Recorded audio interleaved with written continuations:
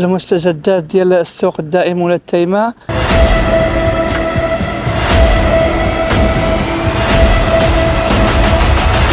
كما كتشوفوا لله الحمد بعد المطالب ديال المكتب المسير والمستفيدين السوق الدائم، اليوم كنشاهدوا بان الطريق بدات كتوجد 90% بعدما تم الامس التنفيذ ديال هذا الطريق المعبى ديال السوق من ابتداء من زنقة شاتيلا لشارع الحسن الثاني، ومع الاناره ديال هذا ان شاء الله راه هي في الطريق لنهاية الاشغال. الاسبوع المقبل ان شاء الله راه غادي يكون بدايه الاشغال ديال المحلات ديال الجزاره اللي كنا شرنا لهم في المطالب ديالنا، المحلات ديال بيع السمك واللحوم الدجاج واللحوم الحمراء، وفتح المحلات الخارجيه. اليوم ما بقى عندنا فاش نتخباو، كل شيء الحمد لله.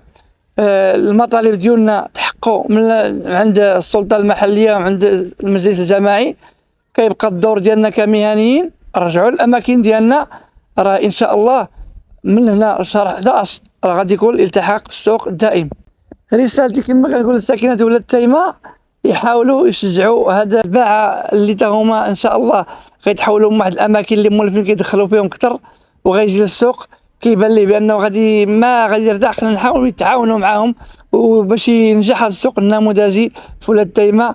لهذا كنشكروا السيد الباشا اللي كما كنقولوا جا عنده واحد الروح باش يعاود يحيي هذا السوق النموذجي، وعطانا واحد الوعد كبير باش يخرج السوق النموذجي لحيز الوجود.